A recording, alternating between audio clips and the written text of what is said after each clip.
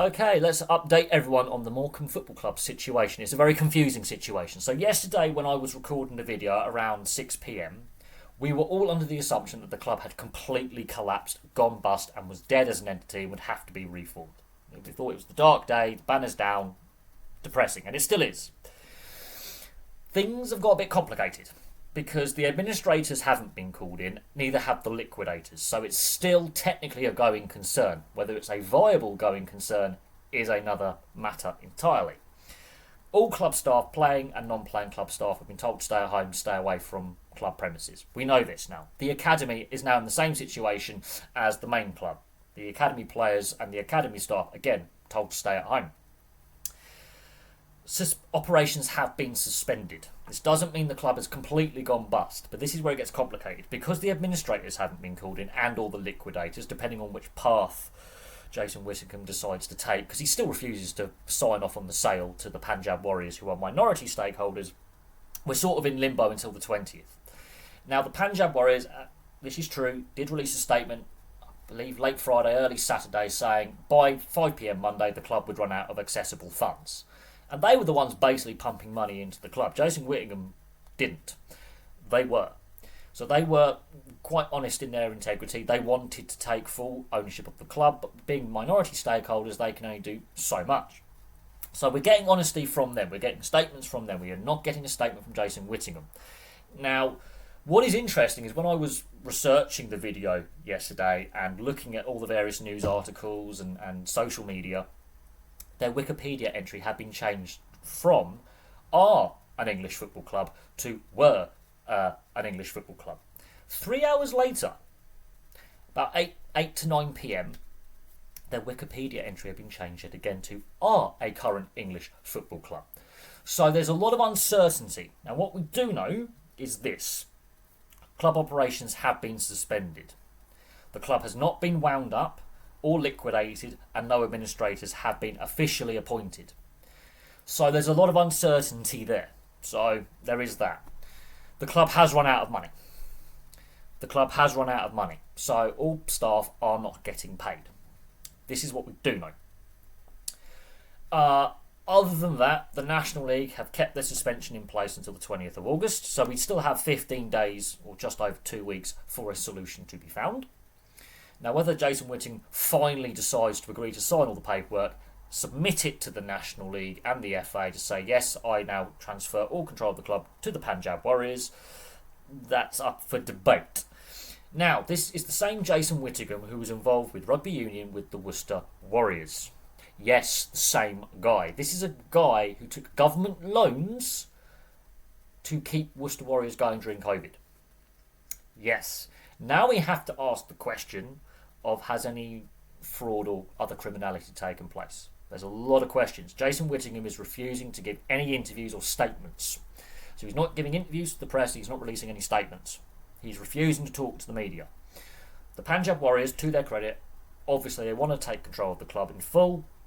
They are minority stakeholders, and they're the ones who've basically been pumping money into the club during this entire 3-year process. But here's the thing. Here is the thing, and this is what annoys me. From 6 years ago, when Bury and Bolton were both up creek without a paddle, the Football League saved Bolton. The Football League allowed Bury to die. They did. They absolutely did.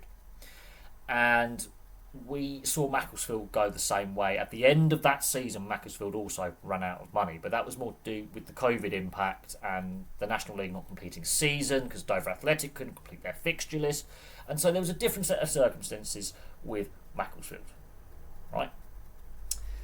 Now, what I find very interesting is, as I said in yesterday's video, the EFL forced Di Young to sell Reading Football Club to the current owners. They also deregistered him as an owner. The Football League had that power since 2022 till the end of last season to force a sale. They did not use that power. And this is what's frustrating me. And I found this interesting. Bolton and Reading were both former Premier League clubs. Let that sink in. Whilst Bury had been a former Division 1 side, pre-Premier League, and had won the FA Cup on multiple occasions, they had never been in the Premier League. And it is a PR thing, it's an image thing. English football cannot be seen to allow a former Premier League club to go bust. It look bad. But they will let non-former Premier League clubs go bust. Quite literally. And this is what I find kind of like a two-tier justice, kind of two-tier governance. The footballing authorities made sure former Premier League clubs who were in the Football League structure survived, whereas those clubs that were not part of the Premier League at any point in their history were allowed to die. Now, as I say, I'm not angry or frustrated with the National League enacting their rules because they inherited a complete shower of excrement, yes, that the Football League could have prevented. They could have forced Jason Whittingham to sell the club for £1 if need be. They could have said, you're selling the club for £1. They did so with Reading. So I'm finding this kind of not right.